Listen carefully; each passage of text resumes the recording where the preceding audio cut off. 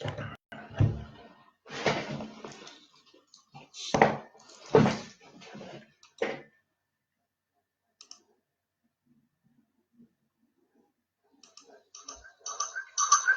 tarde a todos e a todas.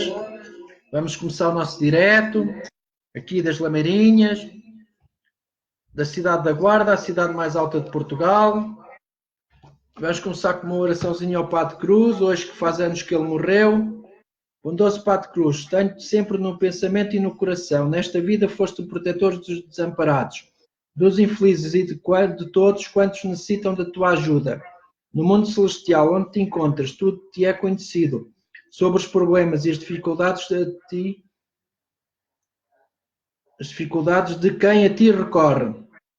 Peço-te, bondoso Padre Cruz, que me ajudes nesta aflição. Nos ajudes no trabalho, na saúde, no amor, nos estudos, nos negócios, etc. Por Deus e pela Virgem Maria Santíssima, um Pai Nosso e uma Ave Maria. Vamos também fazer uma oraçãozinha ao Dr. Sousa Martins. Dr. Sousa Martins, médico de corpos e almas, ajudaste e curaste tantas pessoas enfermas, dando-lhe a força para se erguerem de novo. Peço-te que me guies neste momento de dúvida e tormenta. Ajudai-me nesta aflição. Peço-te que curas as doenças do meu corpo e da minha alma. Ajuda-nos no trabalho, na saúde, no amor, no trabalho, nos negócios, na família. Dá-nos dinheiro, etc. Obrigado. Tal como a tua luz é infinita, a minha gratidão é eterna por ti. Hoje vamos falar da Quibanda e da Umbanda. E se houver tempo, ainda vamos falar um pouco do Candomblé. Ora bem, a Quibanda. A Quibanda é o que chamam magia negra, embora eu não a tema, dos africanos, chamam-o Quibanda. Também tem alguns princípios da magia negra, segundo o livro de São Cipriano. Algumas coisas fazem bruxarias com velas pretas, velas vermelhas, panos pretos, panos vermelhos. E penso que não fazem rituais de sangue na Quibanda, que é só no Candomblé. Não tenho a certeza, mas veremos já isso. Trabalham o Exu, os Exus de esquerda. O Exu de esquerda é um espírito que pode ter vários níveis de luz. São os espíritos um pouco inferiores, digamos assim, impuros. O Exu de direita é para fazer o bem, trabalha pela paz e pelo amor. O Exu de esquerda é mais ligado aos vícios, à negatividade e aos desequilíbrios da pessoa. Os orixás são os ancestrais africanos divinos que tinham poder sobre os elementos da natureza, chuva, árvores, minerais, agricultura, pesca, saúde, guerra e nascimentos. Mas é a Quibanda primeiro. A Quibanda somente serve para realizar a prática do mal. Alguns afirmam que somente serve para os casos de malefícios que vêm trazer resultados positivos para aqueles que praticam a Quibanda. E destruindo sempre o lado contrário, mas na realidade não é nada disso que vem a ser. Dizem os quimbandeiros, porque eles dizem que um bandido, se tiver uma arma e for para matar essa pessoa e essa pessoa tiver também uma arma e matar o bandido, é a defesa legítima. A palavra Quibanda quer dizer, na realidade, tudo aquilo que pode ser feito e desfeito. Por exemplo, uma pessoa está afligida por um malefício, uma bruxaria, um feitiço, enviado através de um trabalho de Quibanda. Este tipo de trabalho somente pode ser desmanchado através da Quibanda, usando-se para isso geralmente um preto velho que seja cruzado. Isto é um preto velho que trabalha com Umbanda, que vem a ser a magia branca, e a Quibanda, que vem a ser a magia negra, aplicada na parte benéfica, tem trazido algo mais sobre o trabalho de Quibanda, grandes resultados quando sabiamente utilizada. Para trabalhos pesados e de grande responsabilidade, somente a Quibanda é que pode resolver os problemas, pois com a força, somente a força é que resolve. A Quibanda também usam pólvora para fazer os rituais e os círculos, etc., iniciáticos, que isso já vem de antigamente. Há quem alguns usavam sal, outros pólvora, outros pós, etc.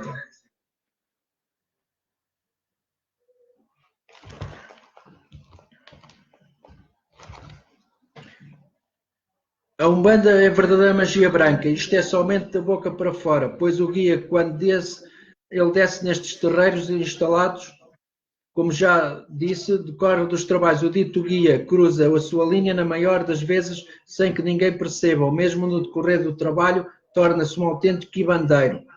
Mas eu não acredito nisto. Se o guia é puro, não é espírito inferior. Pois a palavra quimbandeiro vem a ser o mesmo curandeiro. E não se esqueçam que nunca que o braço direito sempre ajuda o homem com o braço esquerdo. Pois também precisamos dos dois, assim como também o positivo e o negativo, macho e fêmea, o homem e mulher. Pois se ficássemos somente com um lado, não teríamos nem energia elétrica, pois ela é constituída das duas polaridades, positiva e negativa. Ao contrário, se usássemos somente uma dessas partes, não teríamos energia elétrica. É discutível, não acredito nisso. Um irmão tanto atacado em vez somente procurar desmanchar o trabalho que lhe pesa, ele por sua vez o manda de volta para a pessoa inimiga, que tanto já o fez e prejudica. É esta a base da Kibanda, da magia negra. Pronto, chamam-lhe Kibanda em brasileiro. Ou em africano.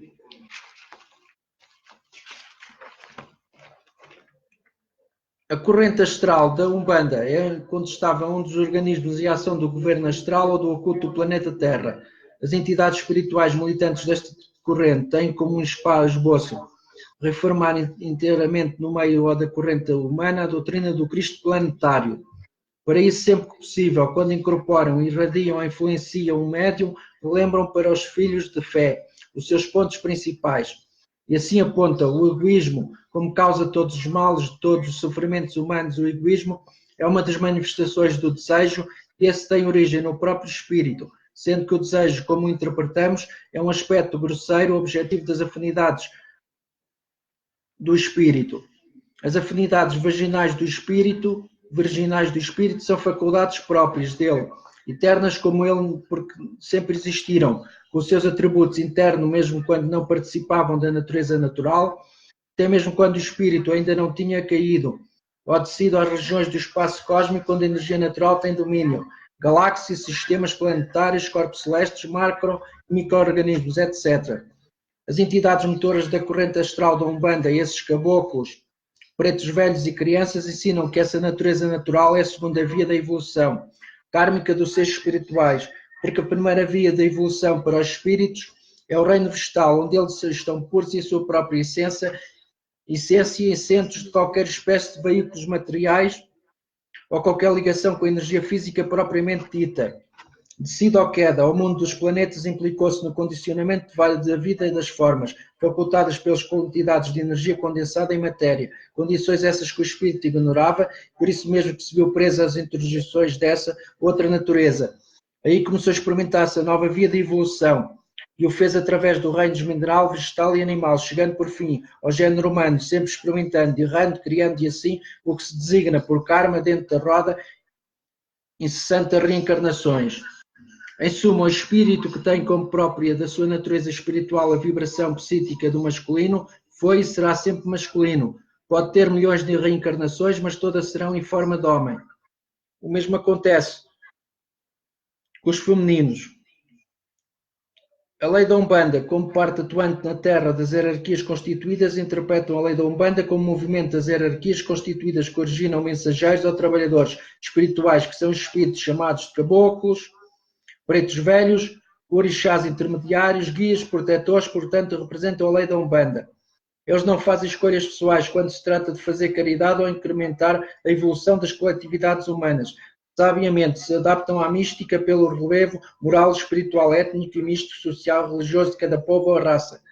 O objetivo é atingir o estado de renúncia, porque é uma forma de dinamizar a própria matéria orgânica, pelas vibrações do Espírito, nos aproximando do Cristo, realizado gradativamente o Cristo em nós. Para entrar em comunhão com a união, entendem o ato de ser, abrir-se inteiramente com a divindade que habita no seu íntimo mais íntimo e que faz aflorar em si a partir da onipresença dele, que o torna presente em tudo o que criou, a partir de si mesmo, pois ele é o divino Criador.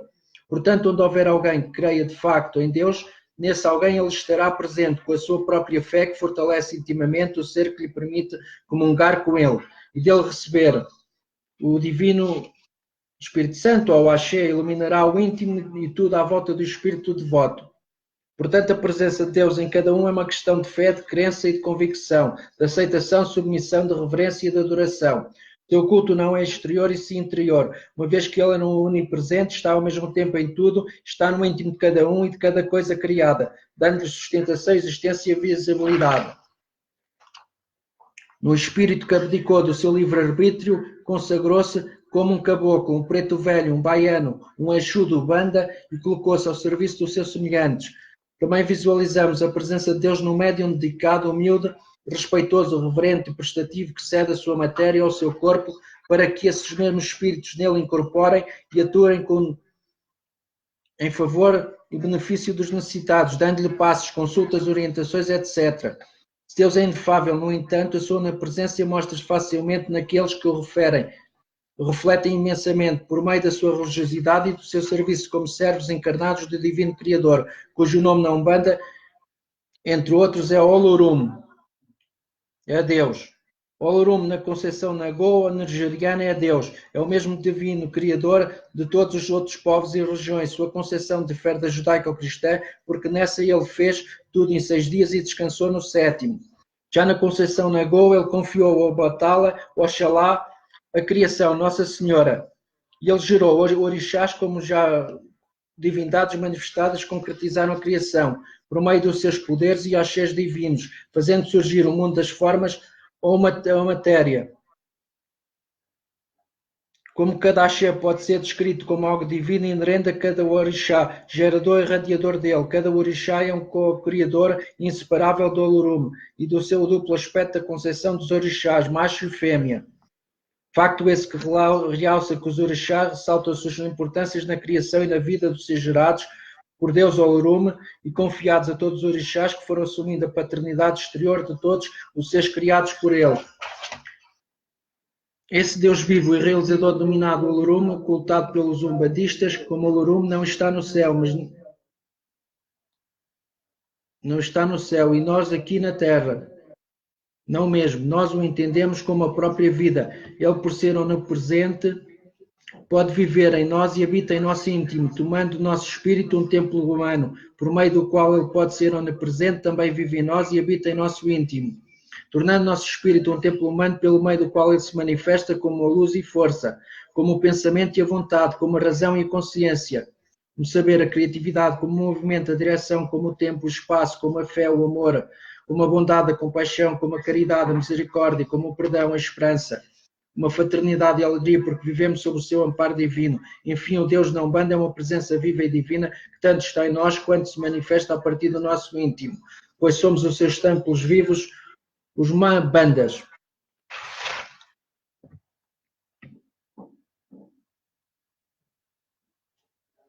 Isto é um pouco do juramento de fé do estudante da teologia da Umbanda Sagrada. Eu creio na existência de um Deus único, oniponente, onipresente, onipresente. Eu creio na existência dos sagrados orixás, da divindade de Deus, qual ele confiou as suas qualidades divinas, que são seres superiores, responsáveis pela concretização da sua íntima obra colocada à disposição de todos os seres humanos, todas as criaturas, todas as espécies que ele criou. Eu creio que cada um dos sagrados orixás é uma divindade unigênita, única, gerada por Deus, dotada de poder divino, transmitir sua qualidade, caráter divino aos seres e às criaturas e às espécies.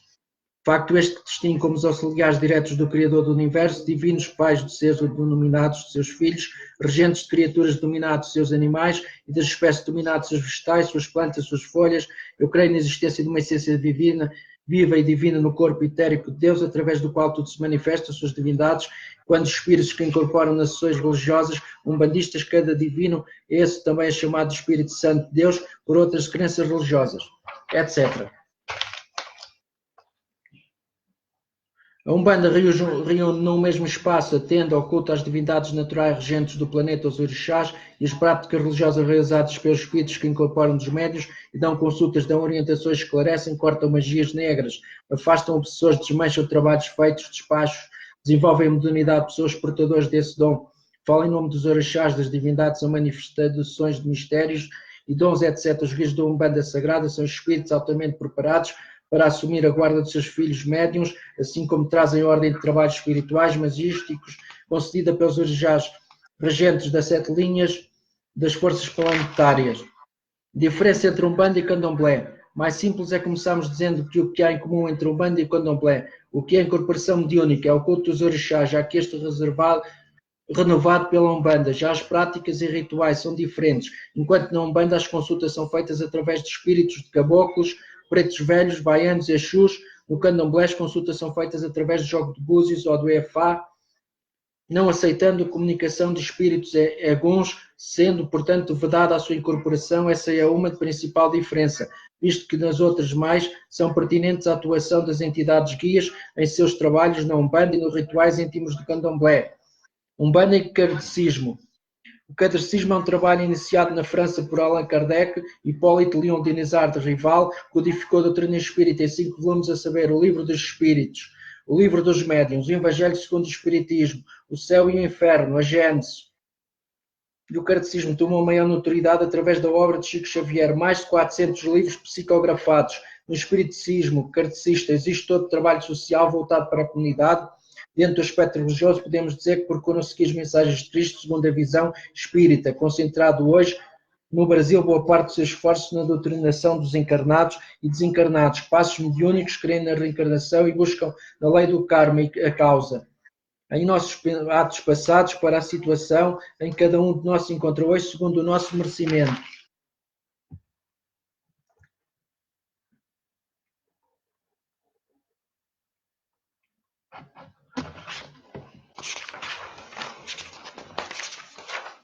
Muito sabia dizer, mas isto é um pequenino resumo.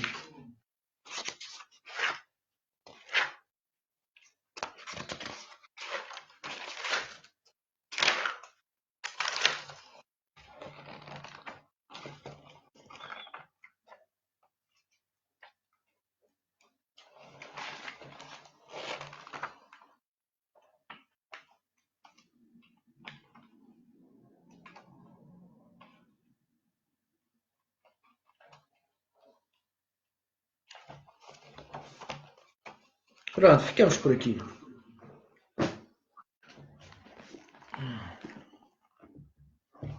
Passamos ao Candomblé.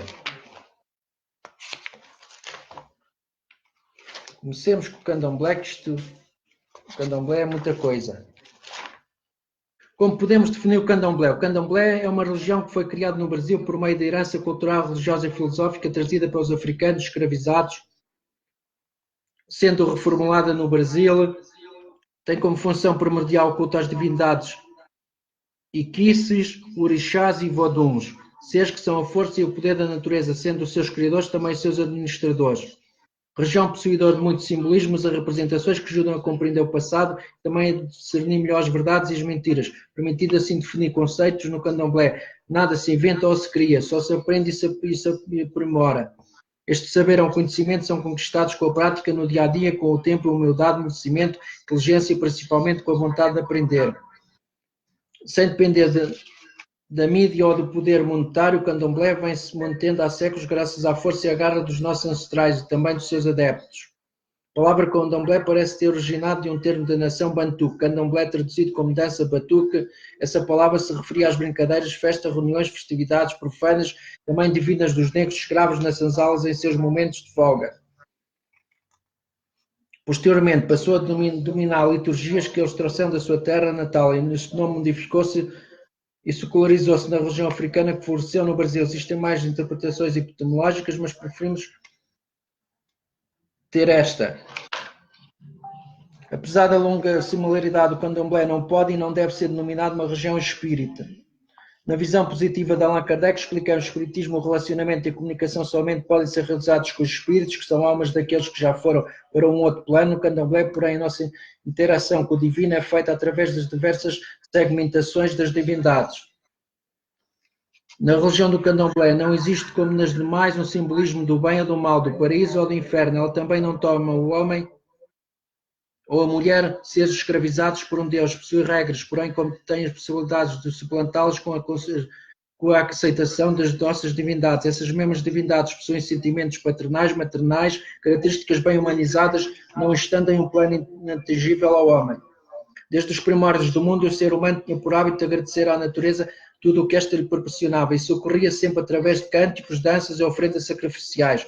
O homem agradecia pela chuva que dava vida à terra, que proporcionava boa cultura, pasto para os seus animais, pelo agasalho que cobria seu corpo, pelos alimentos, pela carne, conseguia para aumentar a sua própria e tudo mais. Assim também o candomblé é, em tudo conseguimos por bem da natureza. E a reverenciamos e agradecemos todos os dias e a quem recorremos em nossas necessidades.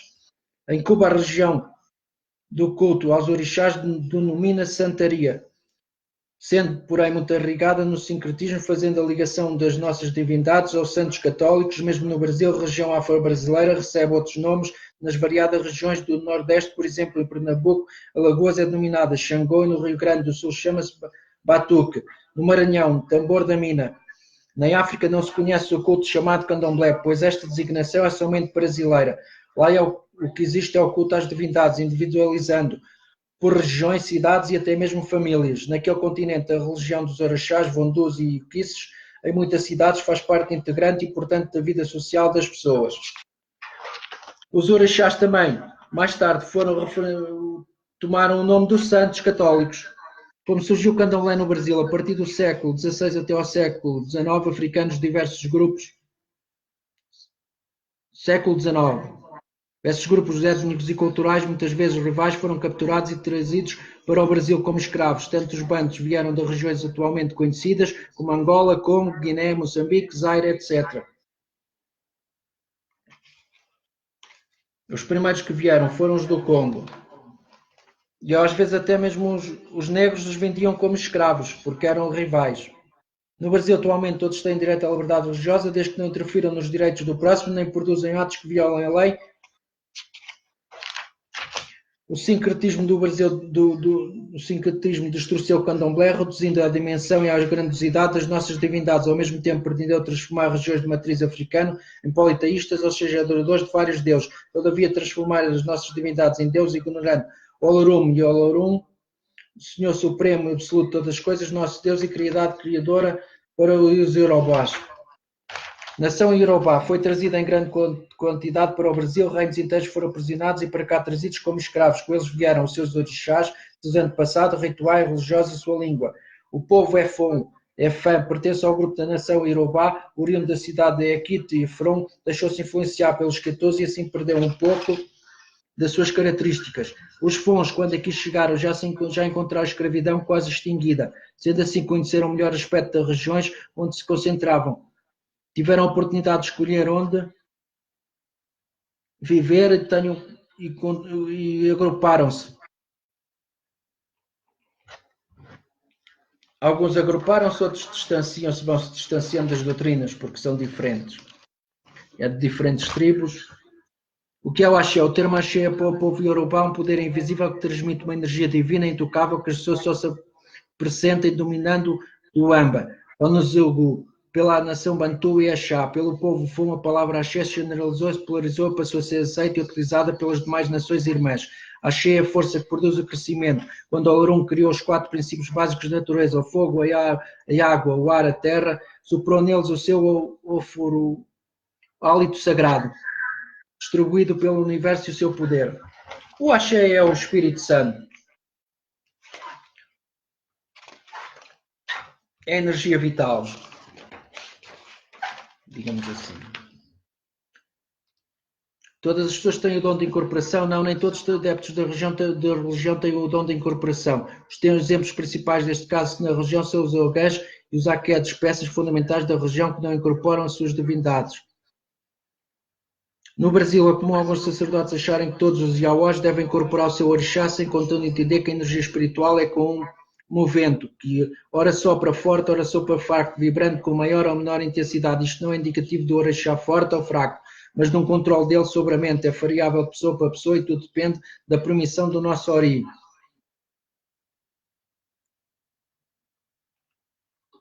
É muito comum certas pessoas ao desmaiarem e passarem mal serem carregadas para hospitais e ao chegarem lá serem sedadas sem que os médicos tenham encontrado nada de errado em sua saúde. Muitas vezes essas pessoas estão incorporadas com o seu orixá sem o saberem. A divindade mexe com o metabolismo humano de uma forma ainda muito incompreendida, apresentando em certos momentos um tipo de convulsão que é visto como leigo como uma doença. O que ocorre é um choque e um conflito entre o lado espiritual e o físico, que precisa ser bem verificado e analisado pelo sacerdote ou sacerdotisa, evitando assim grandes problemas e desequilíbrios futuros. Precisamos diferenciar os termos incorporação e modernidade. Modernidade faz o médium escutar, receber, escrever mensagens dos espíritos, almas que são transmitidas aos homens, sendo assim o médium é o intermediário entre os seres vivos e as almas dos mortos. Bem explicado pelo Espiritismo por meio dos livros de Allan Kardec. Existem 3 modelos de incorporação: a pessoa que tem consciência, a semi-inconsciente e aquela que é totalmente inconsciente. Quem são os Bacholorás e os Ilochoraiás? Bacholorá e o Olorixá são figuras centrais de uma casa de candomblé. Seus nomes já os identificam como o pai ou a mãe que cuida do orixá, sendo chefes de um axé. As plantas são tão importantes no candomblé como já é sabido que sem elas não haveria religião. Precisam de folhas em todos os rituais e somente o Balossaim poderá situá-las devidamente. É ele quem sabe as palavras sagradas que libertam os seus poderes.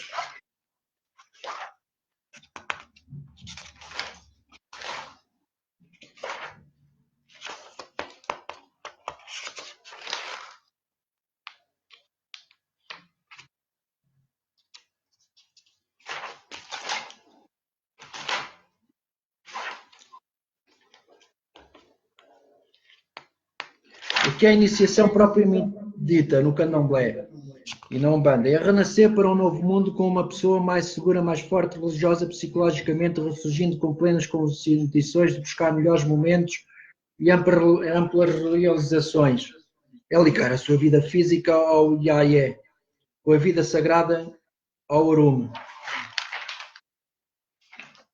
Para que serve o período de recolhimento na época da iniciação? O recolhimento é o período que serve para a pessoa seja testada em sua firmeza religiosa, é tempo de ver dentro de si mesmo enquanto se prepara para ingressar em um novo mundo, em uma nova realidade, período delicado, produz algumas modificações no ritmo de vida do Yahweh, muito necessário para que a pessoa sintonize bem com os seus orixás, conheça melhor os seus novos parentes, também os seus sacerdotes, sacerdotisa, porém o tempo necessário para o recolhimento é determinado de acordo com o orixá e com cada casa de candomblé.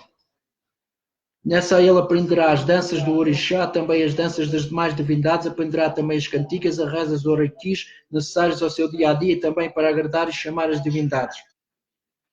O que é o Yahweh? Ser Yahweh é possuir um dom divino que é somente dado às pessoas especiais. Ser Yahweh é estar ligado a uma força superior e procurar manter-se sempre conectado a ela, conhecendo a sua base, mas ainda desconhecendo seus fundamentos. O Yahweh é o início do recomeço de toda a casa de candomblé, sendo também aquele que revitaliza e movimenta o axé desta casa. O Yahweh é um iniciado que se comprometeu em aprender a seguir as normas de conduta e orientações da religião dos orixás. Como se descobre quem são os orixás do futuro Yahweh? Somente através do jogo de búzios é que o oráculo do povo candomblé, mas não se trata de jogo de búzios comum, aquele utilizado no dia-a-dia para a vida material das pessoas. Para esse tipo de consulta é efetuado um jogo mais aprimorado, específico, próprio para a leitura da cabeça. Nessa modalidade de jogo torna-se impreensível a quantidade de horas que serão usadas para se chegar ao orixá, o caminho que está nos odus, corresponde através de determinação do Efá, do Obatala, do Ala, o Assani e o Exu, mais a decisão, afinal está a cargo do Olorum e Olorima. Deus e Nossa Senhora, por isso mesmo é um jogo diferenciado, primorioso e necessitado, que o sacerdote tenha bom conhecimento do que faz. O que são os orixás? Para o povo iorubá, o orixá, o oriença, é o Senhor da nossa cabeça, força poderosa da natureza que nos dá suporte físico e espiritual. Na nação Fong, as divindades chamam-se Voduns, na nação Bantu recebem o nome de Iuquices. É através destas divindades que o mundo se revitaliza e regenera o seu equilíbrio e a sua harmonia. Criação divina do Olorum, nosso Deus Supremo, e os orixás são intermediários entre o ser divino e o oponente e os homens. O orixá também pode ser determinado. O Oloro é Senhor do mundo, porque ele é justamente isso e para aquele que possui o Senhor do seu mundo e da sua vida.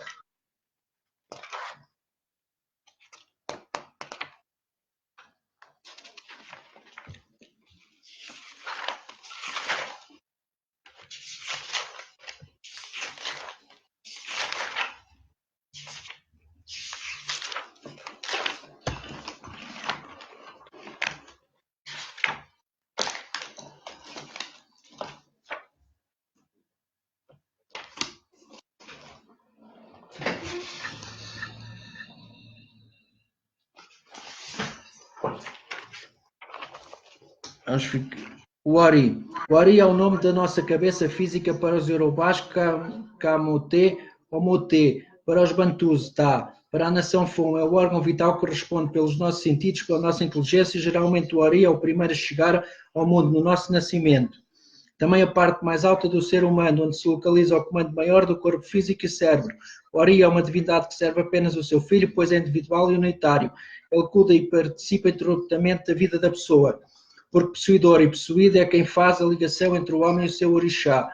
O que Ori determinar, o orixá algum poderá descumprir, sendo assim necessário para o bom equilíbrio da vida física e sagrada do ser humano. Ficamos por aqui.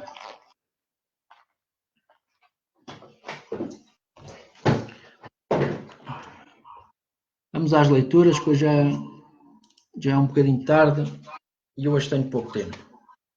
Façam perguntas.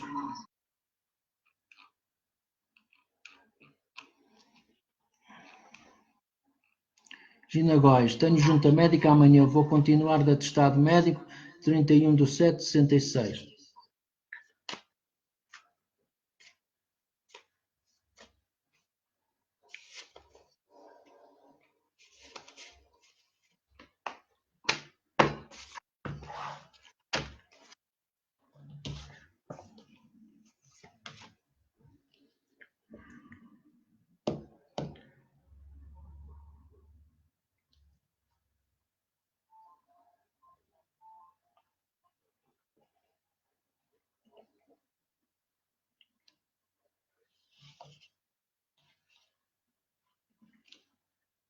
Pai nosso que estás no céu, seja nas casas de Jeová, não venha Padre Zé Miguel, vem a mim, irmão Sousa Martins, vem a mim, em nome de Jesus Cristo. Gina Góes, nascida a 11/7/66, vai continuar junto à médica, sim, não? Sim! Eu penso que vais continuar junto à médica, as cartas também me confirmam e o espírito também.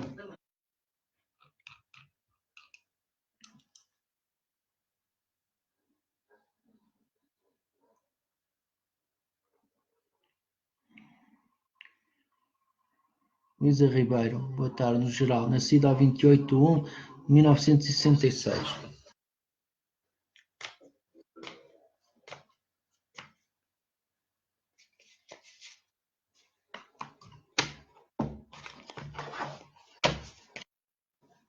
Estou aqui num passado mais distante, Luísa. Tudo correu bem. Presentemente vê-se um certo afastamento para repensares a vida. Família e amigos mais chegados, um corte radical com tudo o que te afeta. Presente sentimental, tudo a correr-te bem, mas a sentir uma grande solidão. No passado, tudo correu bem, mas a sentir uma grande solidão. Presentemente, tudo para correr bem, novos projetos em curso. Bens materiais e financeiros, alguns problemas. Casa das uniões e maturidade da carreira, muitas invejas, muitas entregas, muitas intrigas, digo. E também alguns problemas. No futuro mais próximo, ou no amor ou no trabalho. Conta com isso. Personalidade, uma pessoa bastante bondosa, só não faz pelos outros o que não pode. Casa sentimental, topo de carreira, aqui para mais para a frente. No amor e no trabalho, bastante limitada e sacrificada como Cristo na cruz. Meio ambiente e sociedade, é preciso clarificar situações. E a saúde, ouvidos e falta de desporto.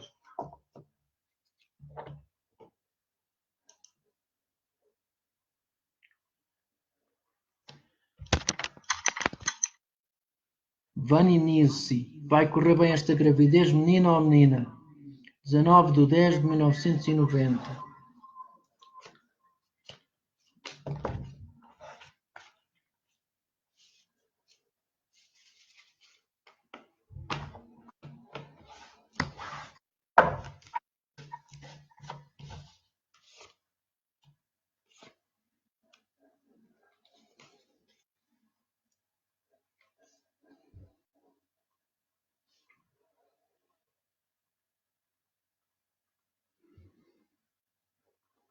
Pode ser Miguel, venha Miguel.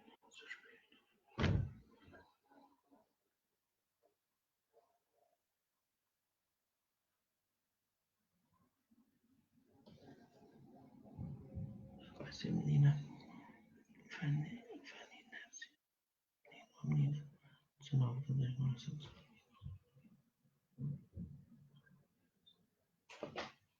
A princípio vai ser menino.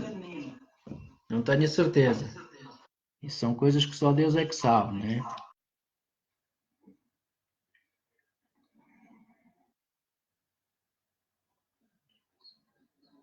Alexandre Santos, Alexandre António, geral. 25/11/63.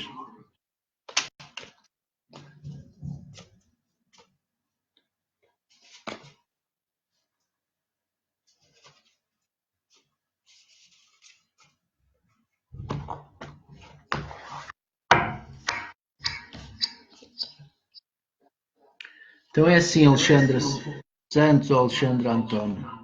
No passado teve gestos de grande proteção de Deus, presentemente tudo para te correr bem, família e amigos mais chegados, tudo a correr bem. Passado sentimental, tiveste aí apaixonada por alguém. Presentemente uma escolha entre duas pessoas. Bens materiais e financeiros, intrigas, invejas, coisas fracas. Casa das uniões e maturidade da carreira, grande força para ultrapassar os obstáculos. A personalidade, és uma pessoa que dá ouvidos mais às outras pessoas que segues do que as tuas ideias. Casa sentimental, topo de carreira, tudo para te correr bem, desde que continuas a manter as coisas na tua mão, nem para a direita nem para a esquerda, tanto no trabalho como no amor. Meio ambiente e sociedade, tudo para correr bem. Toda a gente gosta de ti, embora tu sejas um bocado mandona, quero posse e mando. A saúde, joelhos e falta de uma alimentação equilibrada.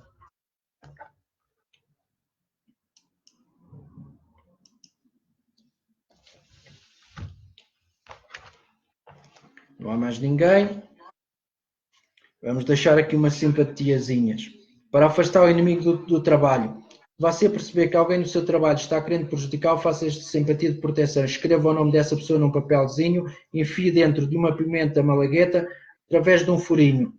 Enterra onde ninguém desenterra e a pessoa mudará o comportamento com você. Para atrair a boa sorte e a fortuna, tenha um elefante em miniatura em casa, sempre de costas para a porta da entrada.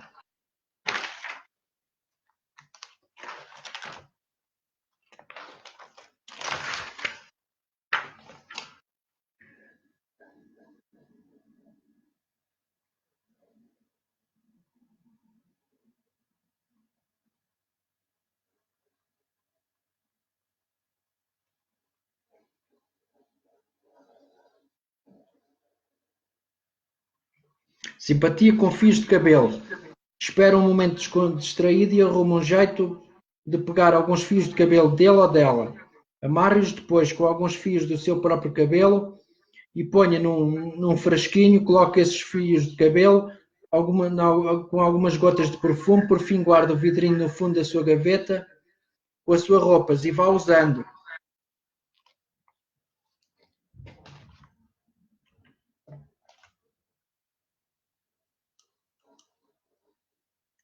Façam perguntas sobre trabalho, amor, dinheiro, estudos.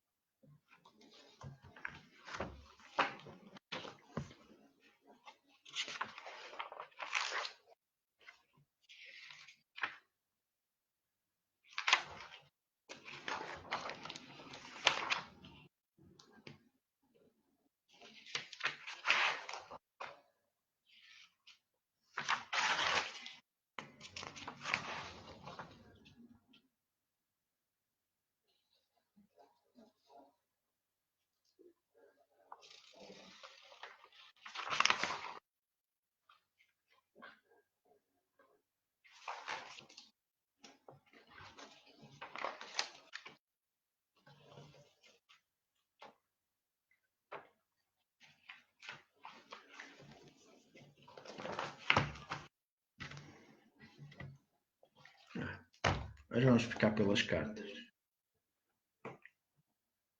Estou à vossa espera. Faltam 10 minutos para acabar o direto.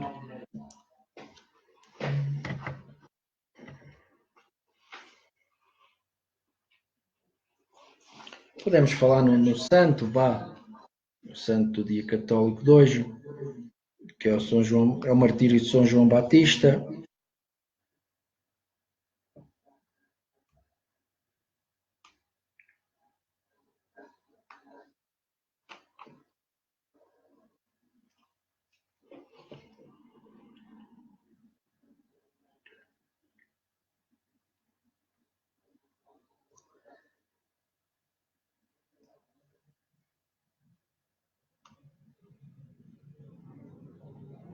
Martírio de São João Batista.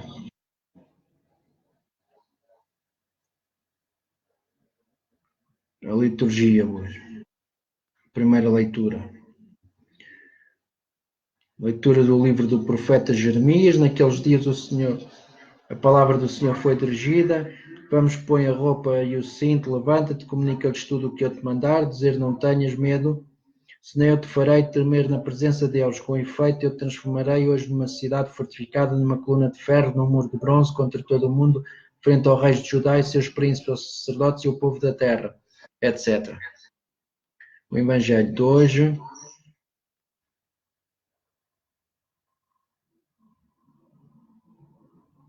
é Marcos 6, 17, 29. Naquele tempo, Herodes tinha mandado prender João e colocá-lo acorrentado na prisão. Fez isso por causa de Herodíades, mulher de seu irmão Filipe, com quem tinha casado. João dizia a Herodes: não te é permitido ficar com a mulher de teu irmão. Por isso Herodíades o odiava e queria matá-lo, mas não podia, etc.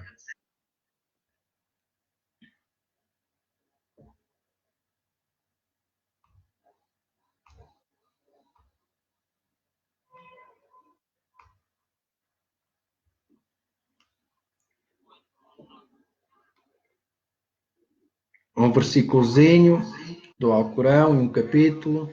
Recorda-te o teu Senhor intimamente, com humildade e temor, sem manifestação de palavras ao amanhecer e ao entardecer. E não sejas um dos tantos negligentes. Alcorão Sagrado 7, 205. Nosso irmão Jeová, qual é o capítulo 2?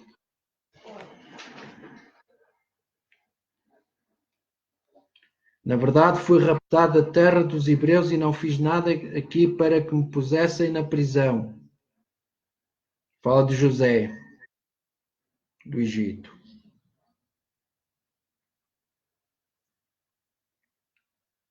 Agora vamos falar aqui do livro de Mórmon, uma leiturinha.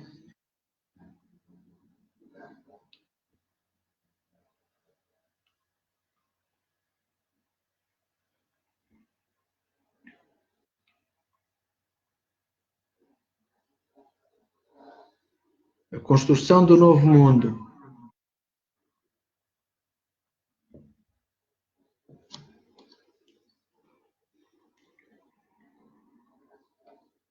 A construção do novo do navio, digo. Depois de lá e a sua família estarem há muitos dias acampados à beira do mar, o Senhor falou com Nefe e mandou construir um navio para levar a família à terra prometida. Nefe não sabia construir navios, mas o Senhor disse que lhe ensinariam e ele disse a Nefe onde encontrar metal para fazer as ferramentas que precisava. Lamé e Lamuel zombam de Nefe por ele querer construir um navio e eles não acreditam que o Senhor tivesse mostrado a Nefe como construir, recusavam-se a ajudá-lo. Nefe pediu a Lamé e Lamuel que se arrependessem e não se rebelassem e ele lembrou-se que haviam visto um anjo e disse-lhes também: Deus tem poder para fazer todas as coisas. Lamé e Lamuel ficaram zangados com Nefe e quiseram atirá-lo ao mar. Ao caminharem de sua direção, Nefe ordenou-lhes que não lhe tocassem porque estava pleno do poder de Deus. Lamé e Lamuel ficaram com medo durante muitos dias. O Senhor pediu a Nefe que tocassem Lamé e Lamuel. Quando Nefe tocou neles, o Senhor sacudiu Lamé e Lamuel. Viram que o poder de Deus estava com Nefe. Nefe pediu a Lamé e Lamuel que obedecessem a Deus, seus pais. Nefe disse-lhe que fizessem e seriam abençoados. Lamé e Lamuel arrependeram-se e ajudaram Nefe a construir o navio. Nefe foi muitas vezes às montanhas orar pedindo ajuda ao Senhor e ensinou-lhe a construir o navio. Ao terminar o navio, Nefe e seus irmãos viram que haviam feito um bom trabalho e eles agradeceram a Deus por tê-los ajudado.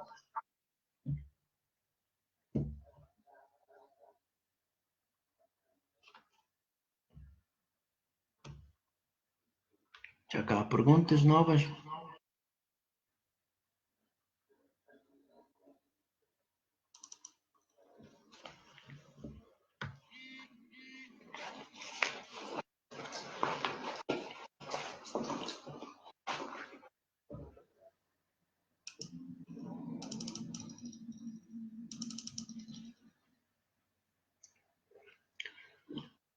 Maria Fernandes.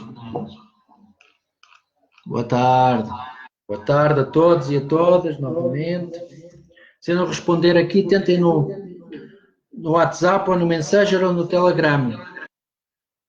Ou mandem a mensagem para o telemóvel ou telefonem. O número é o mesmo para tudo. E deixem os comentários no site, como já foram ajudados. Como já lá há alguns testemunhos.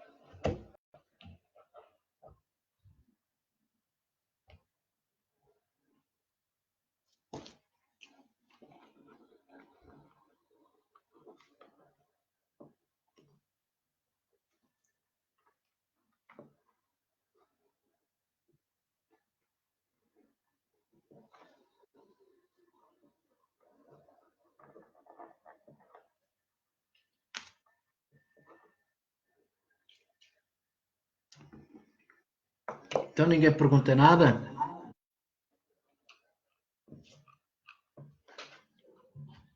Temos mais 2 minutos.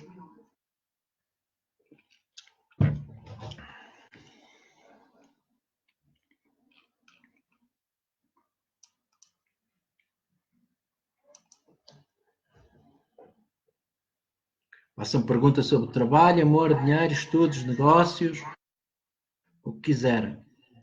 Se eu souber, eu respondo.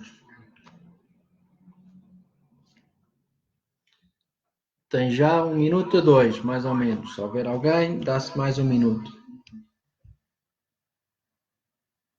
Pronto, não há mais ninguém. Ficamos por aqui até amanhã, se eu puder.